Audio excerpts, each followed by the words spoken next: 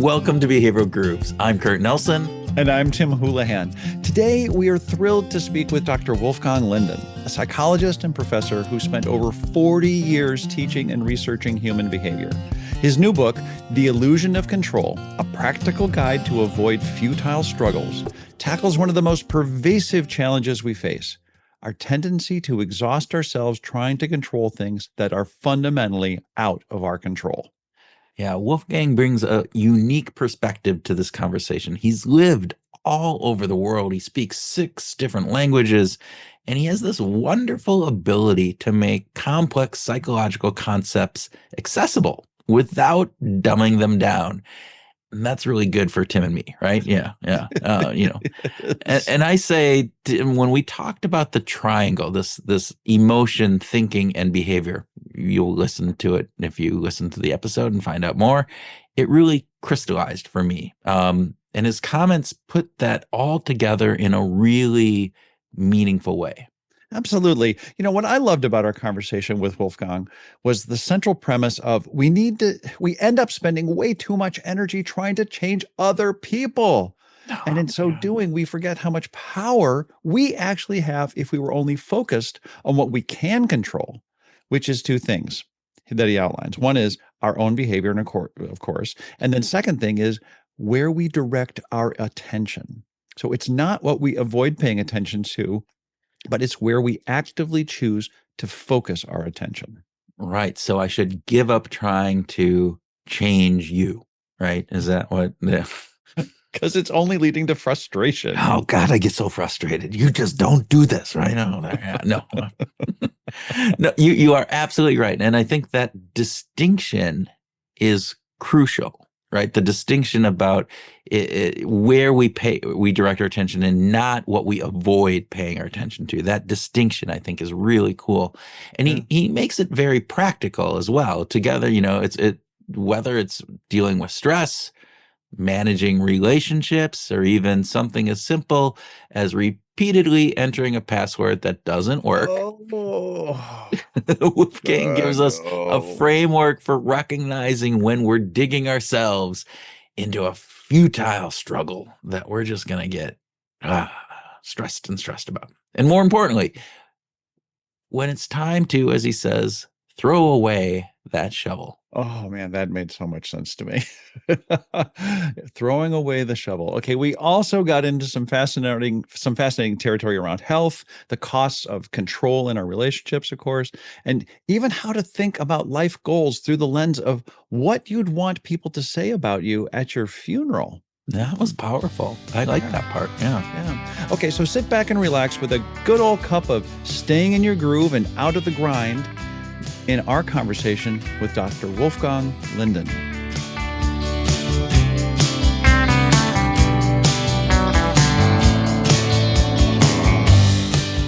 Wolfgang Linden, welcome to Behavioral Grooves. Thank you very much. Great to meet you guys. It is a pleasure to meet you and to have you here. And we're going to start with a short speed round to kind of loosen things up. And we'd like to start first with, would you rather learn a new instrument or a new language? New instrument, because I already know a few languages. What languages do you speak already? German, English, French, Spanish, and a little bit of Swedish. Oh my gosh. Okay. You're putting us to shame. And you did a podcast in French, right? Did I hear that right in our pre conversation? Yeah, well, I went to school in Montreal and married a French Canadian, so my ears got some exposure. So you speak Quebecois? Yes. Yeah. So if I'm in France, they tell me where I learned it. Yes. And that's subtle about it.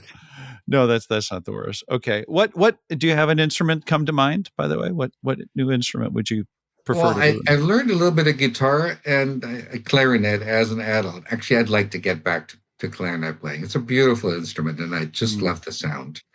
The licorice stick. Yes. Yeah. Yes, it is fantastic. Okay. All right, Kurt. Okay.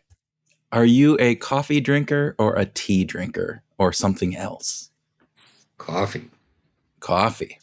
That was very is this confident. is it a daily morning routine, or is it just a every once in a while thing?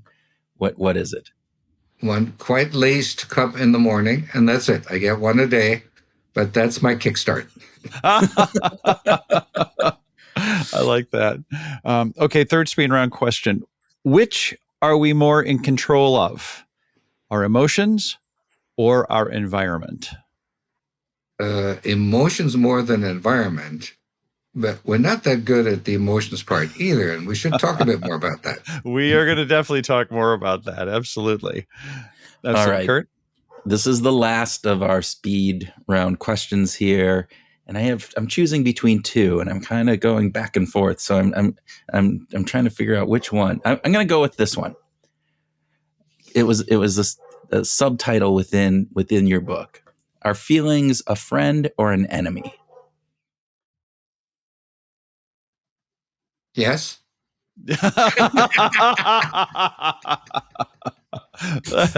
I can speak to both. I mean, obviously the whole point is to turn them from enemies to friends. Yeah. So. Yeah, it was a really interesting part, at least for me, because it was one of those things we often think dichotomous, right? That they're one or the other. But you were basically saying, look, you can take them and you can turn them, and they have different components around this. So I'm sure we'll get into that as we talk more throughout the episode here. But yeah, so we are excited to talk to you about your new book, The Illusion of Control. And let's start with this myth that you kind of bring up, that I am the master of all that I survey and that I have individual agency. All the good things that have happened in my life are resulted from my intention and effort. What are we getting wrong with that kind of myth or concept? Well, you are, of course, tremendously shaped by your background. And when I look at people I've met, whether it's patients or students or friends, people come equipped with very different degrees of confidence about their own ability. Some of them are way too cocky, claiming things that they absolutely cannot stand behind. Some of them are leading politicians who do this kind of thing. Oops. And there are people who have a lot of abilities, but don't have the confidence to share them or to write them or to speak about them or to act on them.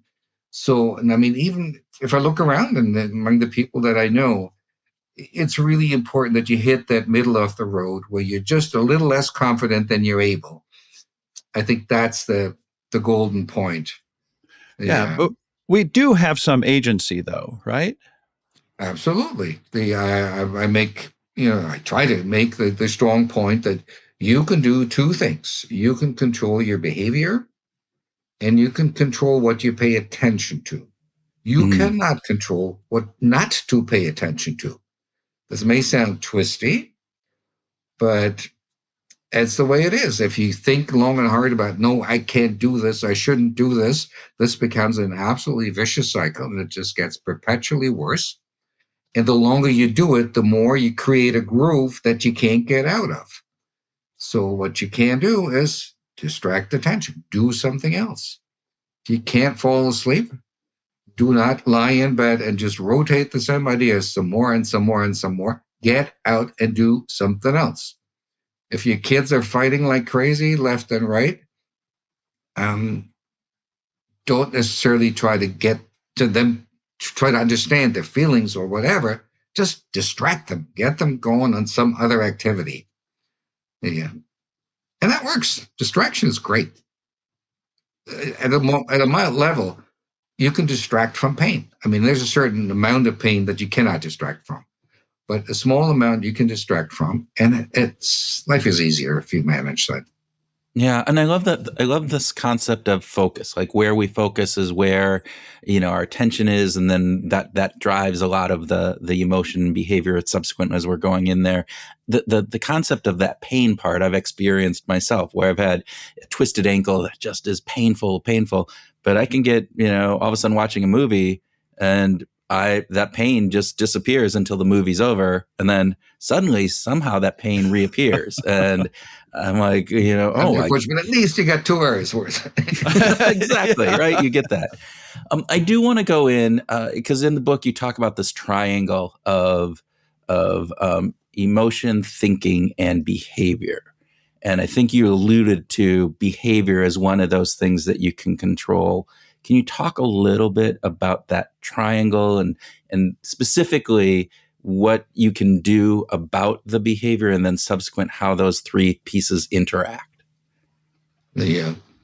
Well, the emotion part, let's start with that corner of the triangle. There's of course, a ton of literature on it. And one of the issues that sort of crept up in that literature is that people often try to avoid negative emotion. And in fact, that becomes a whole process of rumination in itself, because then you're just really digging in. It's forgetting that, you should throw away the shovel and dig the hole any deeper. But the bottom line is we have emotions. They're very quick. We are programmed throughout life.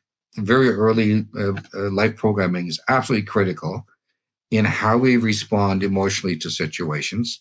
And kind of once we realize that we have emotional response, then we also start to realize, what are the thoughts connected to this and what are the behaviors connected to it? So this desperate avoidance of emotions just doesn't work. We have them. They're normal. It's okay to be angry sometimes. Don't do too much damage while you're at it, of course. It's normal to be depressed and have a bit of a low time where you think stuff through and maybe even have a little pity with yourself. And it's okay to be anxious. I mean, there are a lot of things out there that really are dangerous.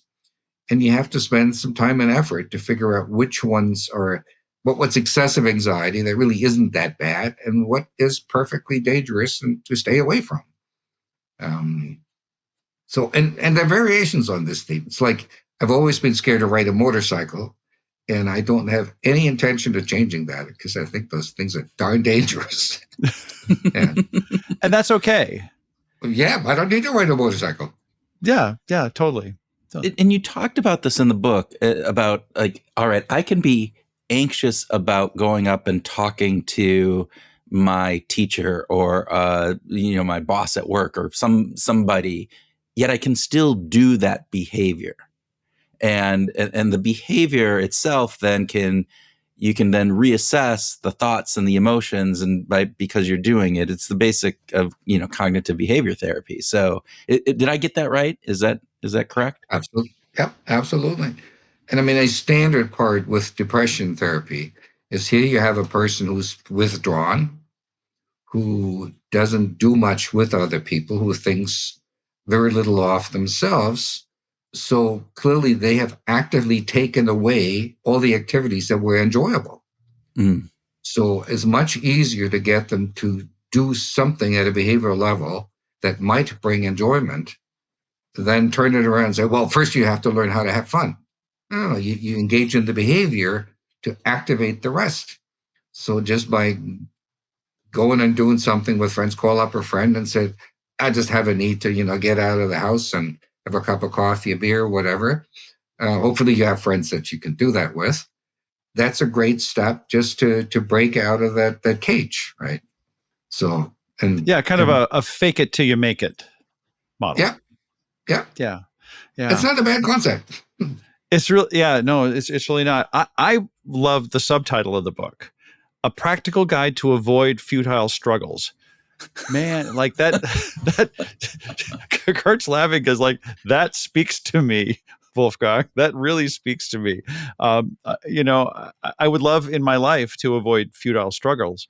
I'm a cognitive miser, right? Like all of us. So there's a part of me that just feels like, why don't I throw away the shovel? From time to time. But you challenge readers to become aware of our attempts at control are just costing us. They're just costing us. And I was wondering if you could talk a little bit about those costs. Well, you gotta look at it from lots of different angles. One would be a more interpersonal one.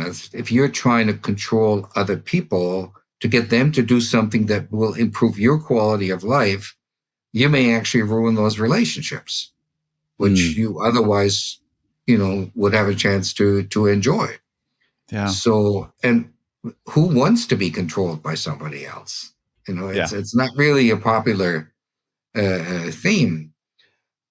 Then they're just, habits. I mean, one of the most elementary ones I can sort of think of is I sign on to my computer and I punch in a password somewhere and it doesn't work. Mm. Well, I can do this 2 or 3 times because I thought I might have mistyped something the first time I tried. But if I've done this 3 or 4 times, you just got to stop. There's something wrong here that does not need repeating. But it's so tempting because it's so easy. You know this password. So maybe a number 6 time is going to work. No, it doesn't. Number 2 and 3 might work. At 5 and 6, it's over. Yeah. Or if you hear something, if people discourage you, so in my own experience, and take home messages that the first time somebody discourages you, don't let them. The number of times I was able to find money in pots that people told me don't exist because I kept digging. Mm. On the other hand, if you hear from 3 different parties in credible ways that a certain thing you're trying to do just doesn't work, can't work, you might as well believe it. Walk away, do something different. Yeah. You got to invest a bit, try a bit, and Yep. at some point, this ship is sinking, get off. Yeah. Your example of passwords, I think, is right on the spot. I know I was laughing because I realized I have been there. The second, third time still didn't work, but you know what? I better try a 4th time, maybe a 5th time, because maybe I messed up, even though I put it on into the view and I can read it and it's reading exactly like I think it's supposed to be. But I'll try it another time because maybe this time it'll work. But yeah, it's very. Oh, go ahead, Tim. Well, I wanted to kind of follow up on this delicate balance because it reminds me of the George Bernard Shaw quote about the reasonable man, where Shaw says, the reasonable man adapts himself to the world. The unreasonable man persists in trying to adapt the world to himself. Therefore, all progress depends on the unreasonable man. And so to some degree, we have to kind of listen to our spirit guides in the world and go, let's just adapt. When should we listen to that angel on our shoulder that says, don't give in? Is there a guide? Is there a way to think about that to help us, sort through I'm going to listen to what other people are saying, or no, I'm not. Well, for starters, this is a great quote. I wish I had it in the book. That would have helped me make the point. I don't think I can come up with any quick idea on there. It's maybe adopt a number for yourself, like 3, and try it out and see whether that works.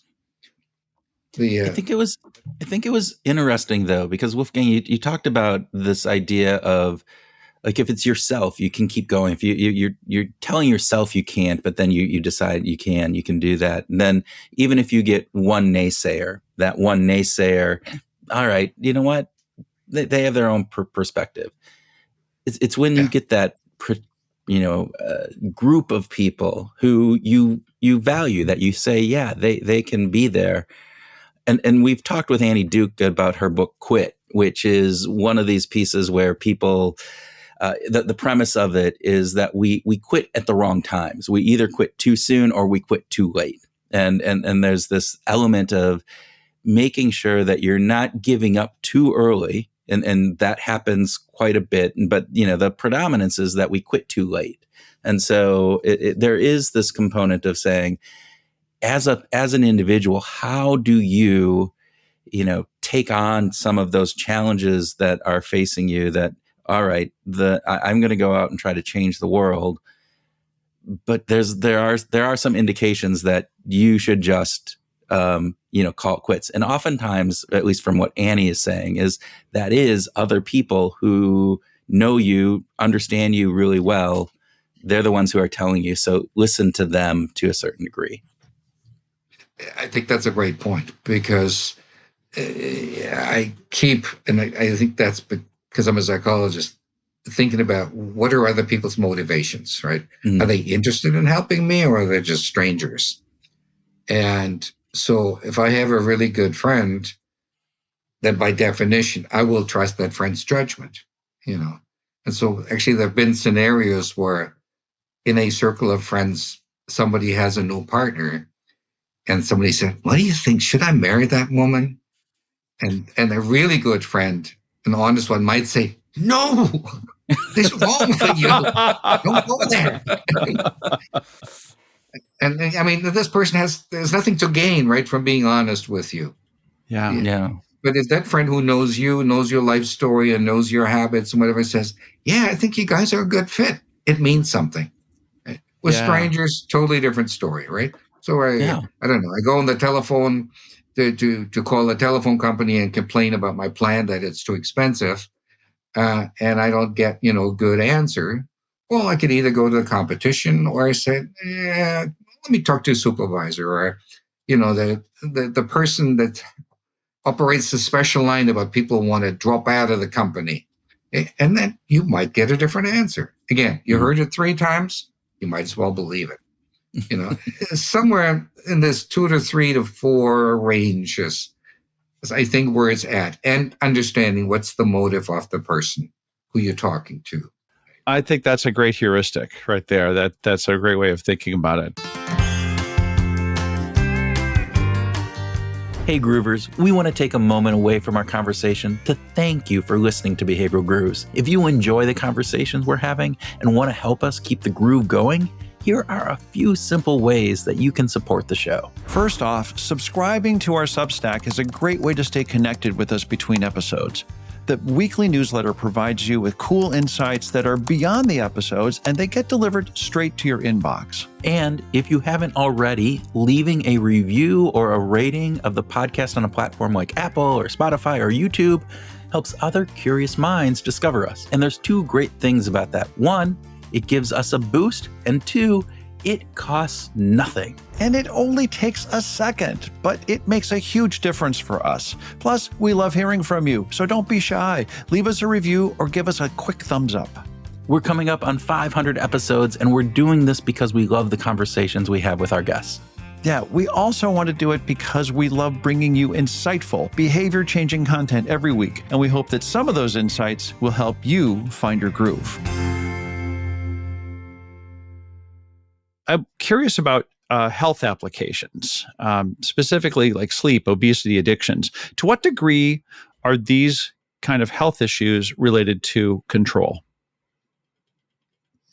Well, these are things that we want to do and likely need to do, but the examples that you're citing, and then I cover them in the book, of course, are very much biology based or biology driven. Not purely, but the people argue that obesity has nothing to do with willpower. Now that's a little simplistic for me. But on the other hand, obesity is strongly driven by biology, and people who have been obese for a long time have an incredibly hard time to shedding that weight. I could lose a few pounds myself, and it's an awful struggle. Older you get, the harder it gets. Mm-hmm. But again, there's a lot of learning in there as well. And you can drive yourself crazy. Yeah. And if you really dig in, let's stick with the obesity for a moment, our body actually is tricking us, right? Because if you systematically deprive yourself of calories, your body is very smart and learns how to live with fewer calories. So the next time you try to do this again, you would have to set the bar even lower, and you get even less and even less, to the point where you don't have enough energy to get through the day. Yeah. So, what's behind it, and research refer to that as a set point. Like your body knows where you should be, and it will try to get you there again and again and again. And you could possibly trick it by making very small, steady changes so you don't wake up the alarm bells off the set point. You try it too hard, it'll wake up and it get going. My master's thesis was actually on sort of long-term outcomes of weight loss programs. And it was abundantly clear that there were, we had, I think, only women in this particular study. There were women who were eating so little, they would gain weight if they had 1,000 kilocalories a day instead of 800. Oh my gosh. And that is so little weight that, I mean, you'll be frustrated as hell if you had to deal with that kind of a struggle. And like you said, how can that be enough fuel in your engine to keep you going, to keep you alert, to keep you active? No, it won't be. So either you have to, regulate it by not so much eating, but more with energy output, or you need to get help. I mean, now we have medication that is quite powerful, although it's not anywhere near as powerful as some people hold it out to be, because it's a very long-term thing. The weight loss is not quick. And unfortunately, the research is out also showing that if you stop, you'll regain the weight. So you're talking about taking a medication likely for a lifetime. That's not a nice prospect. No. Yeah. You also bring up and you talk about stress reduction, and you talk about a number of different ways that people can help in controlling their stress. I don't want to. This is often, sometimes I think we ask authors to pick their favorite child, right? And so, like, is there a particular way of approaching stress that you find like this is the one that I really like? Because you do bring up a number of them in the book. I mean, stress usually is the result of us having more expectations or abilities than seem to be needed at the moment.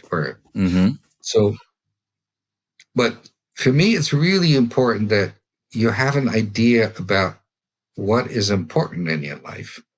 Because if you have to choose from 3 options, not all of which are possible at the same time, you have to prioritize.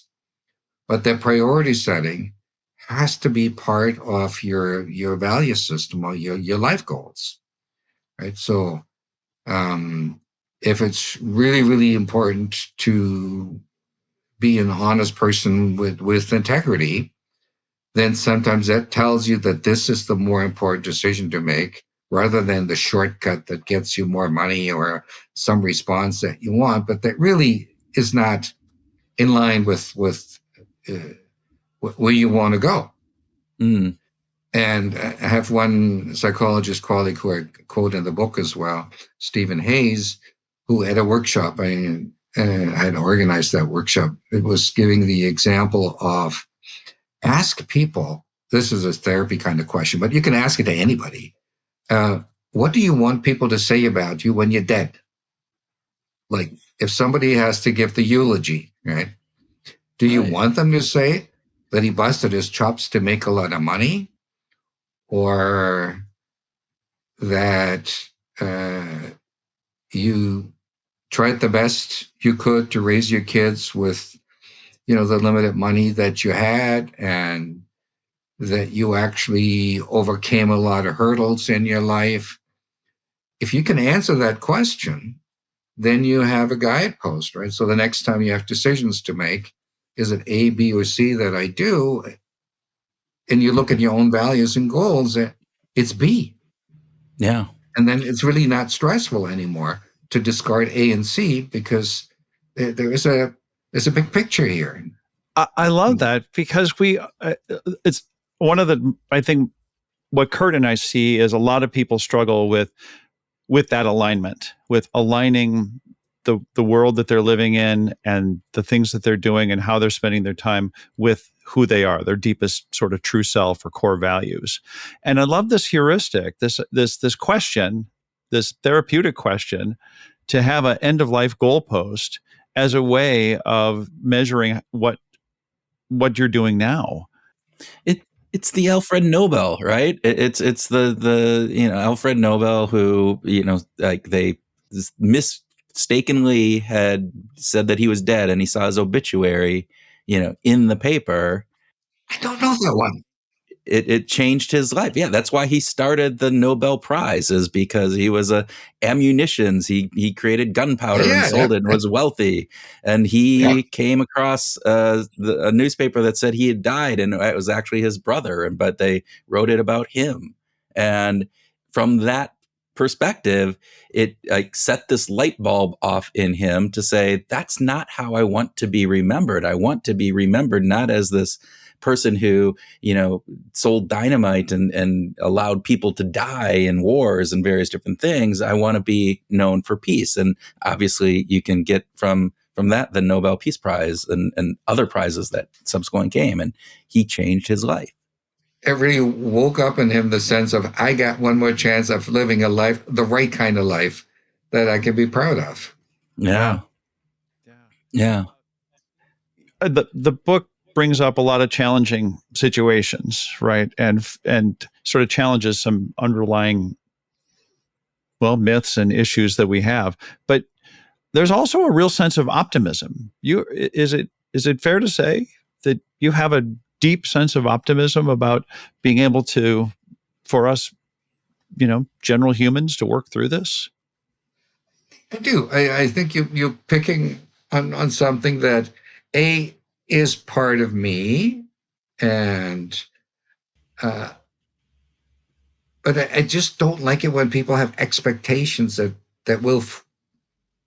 they constantly fail in. So by being somewhat modest about your optimism, you might be able to set goals that you have some chance of reaching, and then things are good. I mean, then you're achieving something and you could be satisfied. But if you have these wild goals that you don't get anywhere near, then things are pretty miserable. Were you? Do you think you followed that? Did you set modest goals? You speak 6 languages, and you've lived all over the world and written papers that have influenced tens of thousands, hundreds of thousands, millions of people. It's hard to go back and figure out exactly where this comes from. I mean, I'm coming from a typical middle-class family. My parents ran greenhouses and a flower store. And so we didn't have family members that, were Nobel Prize winners or leading politicians or anything.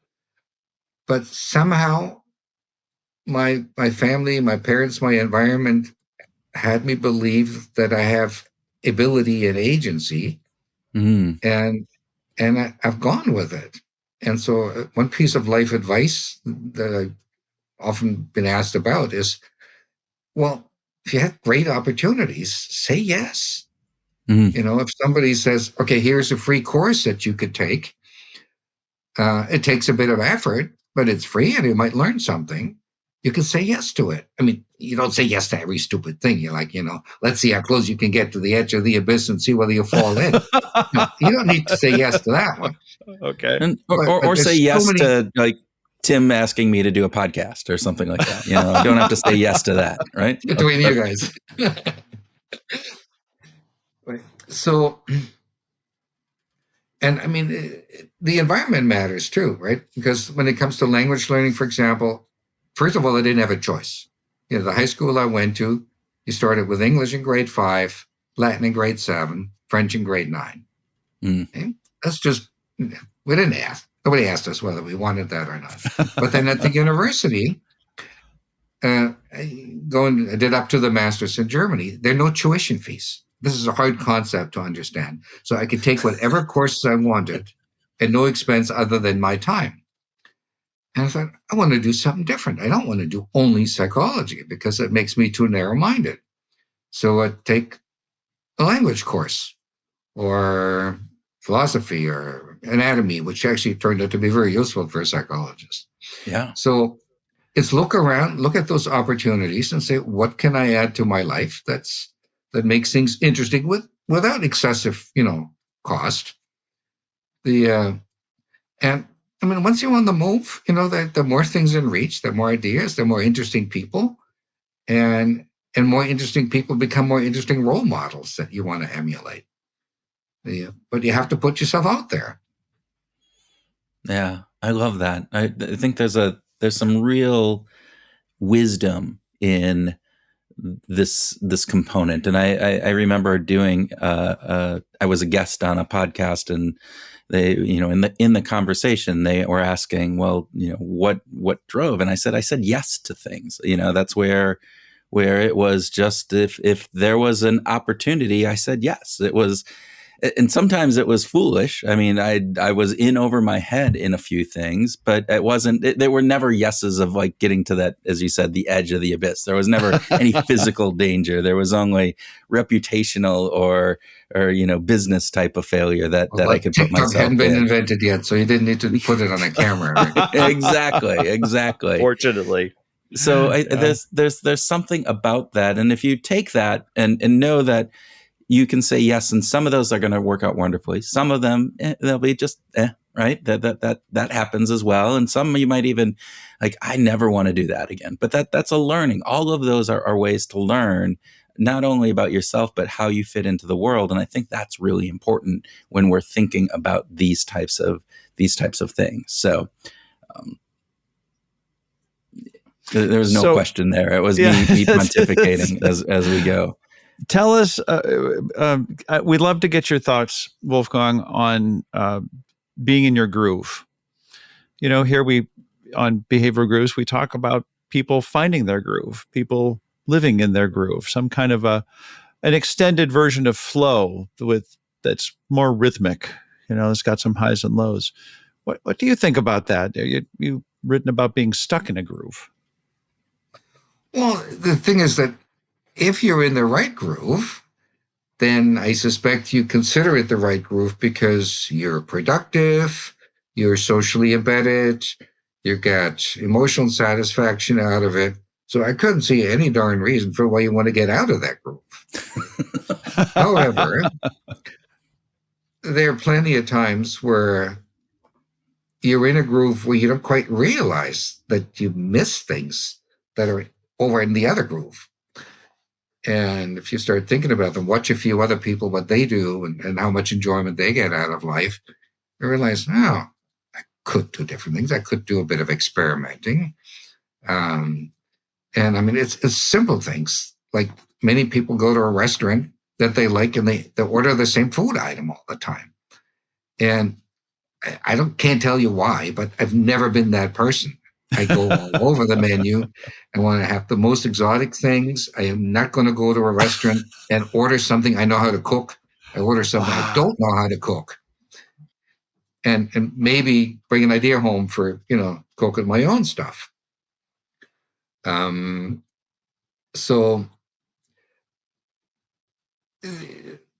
the thing is, we often fall into the same pattern just because it is familiar.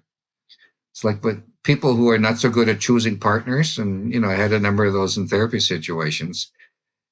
I've had people who like for 3, 4, 5 times they picked a partner who's just the wrong person for them. Yeah. Mm-hmm. Yeah.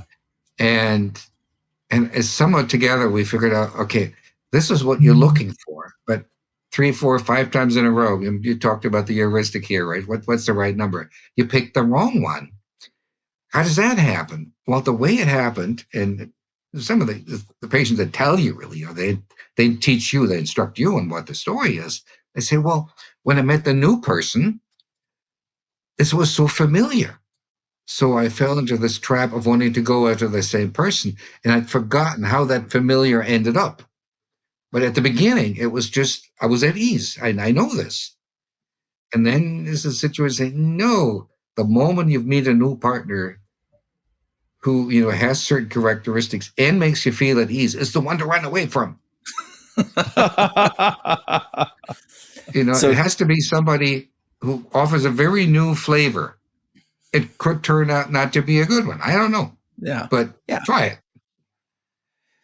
Tim, I have to align here a little bit with Wolfgang because there was when we started this many years ago, we came up with the name Behavioral Grooves, and Tim and I had 2 different interpretations because we didn't talk to each other about what we believed. We both liked the name Behavioral Grooves.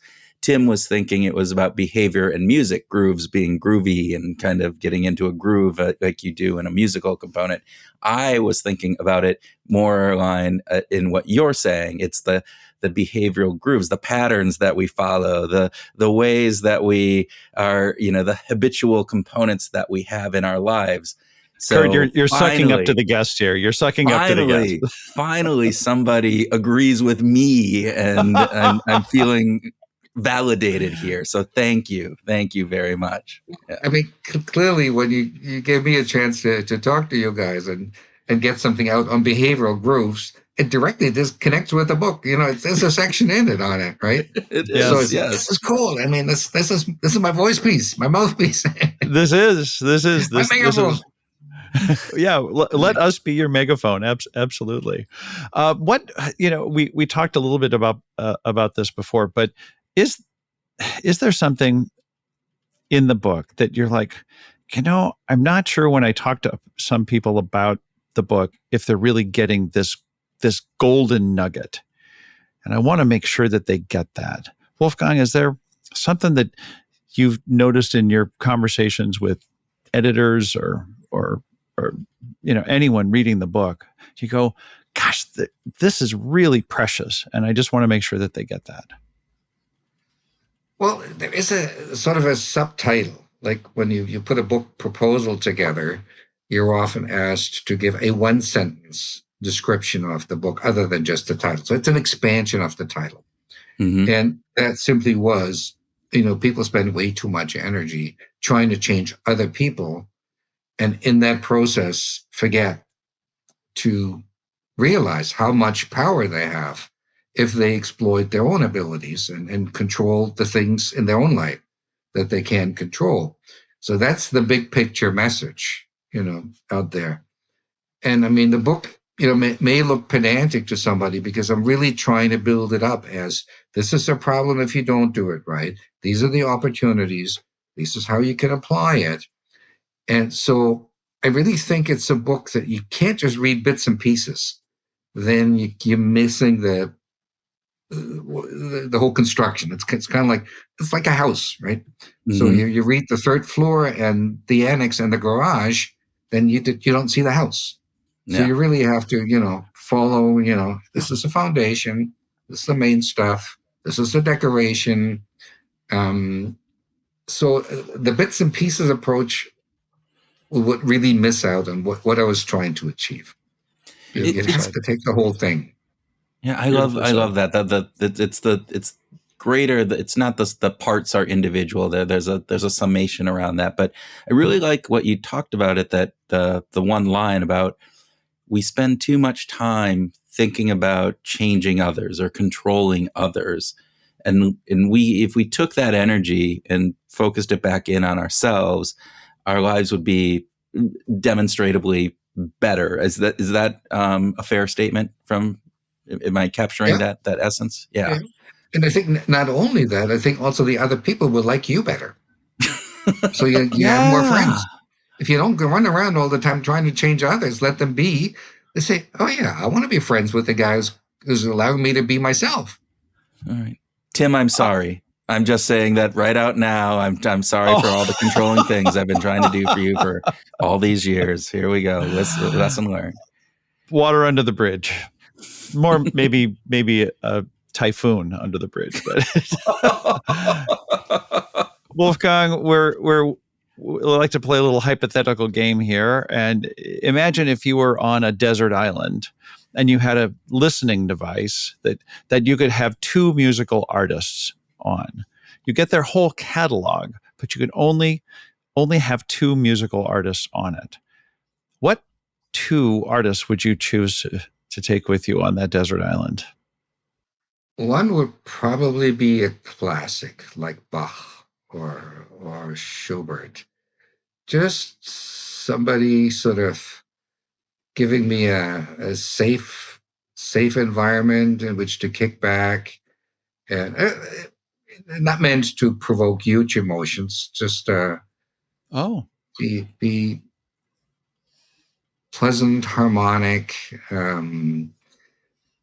rich, but not threatening in any which way. Yeah. Would Beethoven or Wagner be too emotional for you? Do Yes. you think? Yeah. Wagner especially. No Wagner. Yeah. I'm with you. By the way. Yeah, no on that one. But then when it comes to more modern music, which would be the other piece, that's quite a range. I mean, it has a lot to do with age. Like I've always liked moody blues. Okay. It's a lot there. We were very much into Jethro Tull, which probably not a lot of people know about anymore.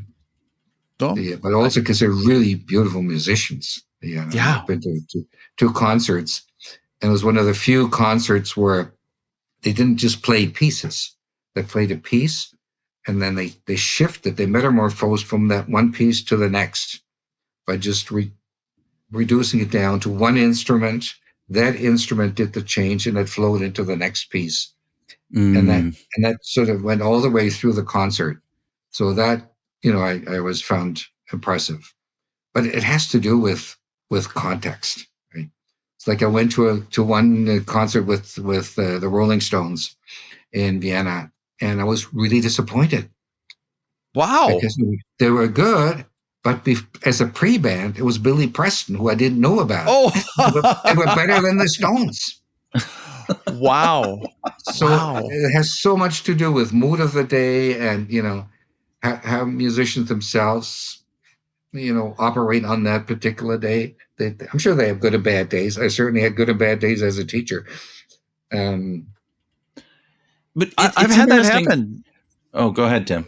I've had that happen. I've gone to a show to see a headliner, and the opening act, who I was slightly aware of, blew me away. Like, I kind of loved that, actually. I sort of loved having that experience. I'm sorry, Kurt. You No, I had was an just going to observation. say that it's interesting, again, as we think about this thought experiment, that there is this element of context that you brought up, which is, the music itself needs to be, good, but it's also when I listened to that music, like you mentioned the concert that you saw where it was, it flowed throughout. So it evoked a memory for you. It was not just about the music, but you could put yourself back into that place.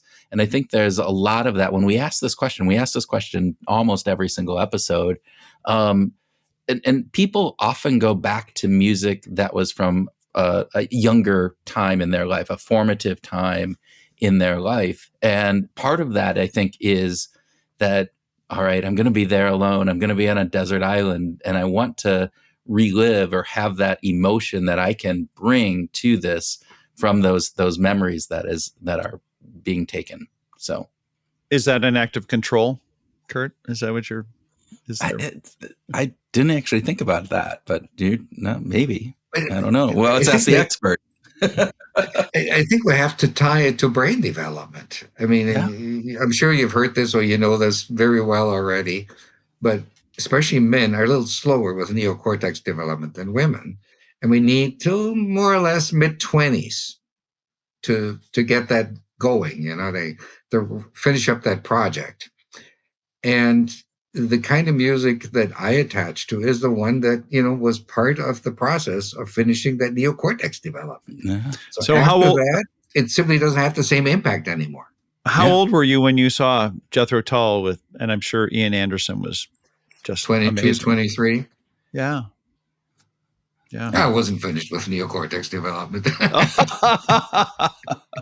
I mean, I could, get some work done, but there's a whole bunch of other things that, had happened to fall into place, relationship stuff and how to integrate and balance various things in life. That took a Yeah. while. Yeah. Yeah.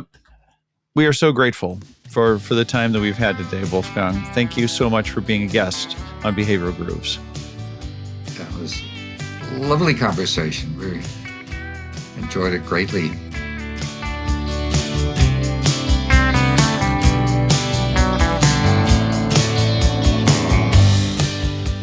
Welcome to our grooving session where Tim and I share ideas on what we learned from our discussion with Wolfgang, have a free-flowing conversation, and groove on whatever else comes into our very unfocused brains, man. It's hard. It's hard to It focus. is. You and me, it's like, oh man, squirrel. La, la, la, la. Yeah. I'm sorry. Were you saying something? Shiny, bright light. Woo, woo. There you go. Exactly. Exactly. But that's life. And it's part of our genetic code. And so it's what are we choosing to focus on What are we going to put our attention on? I think is a really wonderful. That of course has something to do with some self-awareness, and it also has to do with like where you're at in the moment. Yes. Oh, Yeah. so much, right? So, um, I think there was a central theme, right? Is this idea that you know, control brings us peace. That if we can just control the world, if I could control what you said in these interviews instead of you spouting off things that, oh, I wouldn't have gone that way. You would have said it this way, right? Or you vice versa. I think, that's an illusion that we have that control, Yeah. and we just need to give it up. Do you actually think that while we're doing interviews? Oh God, Are you yes, every like time. are you trying to Mm. rewrite, use your mind control? See, because Tim that's asked this question. Tim asked this question. Oh, you didn't. You asked a better question. There you go. but that just leads to frustration and anxiety and disconnection. Man, that's a grind. That Well, is the definition of a grind, isn't it? well, it is, and particularly because then I'm not paying attention to what is you're actually saying and what our guest is responding. I'm focused Mhm. in on what I think you should be saying and trying to control that, and that, as you said, it's a grind, right? And so we have to just let that go and notice that the real groove comes from not controlling, but focusing my attention on what's important, focusing in on the conversation that's being had in front of us, right? I love that you This conversation right now. right now. I love that you kind of go with this. You sort of default to the Zen thing about let Oh go, start with God, I letting was go. trying. I was trying to convince you to say something else, and it didn't work. It My didn't mind work. control.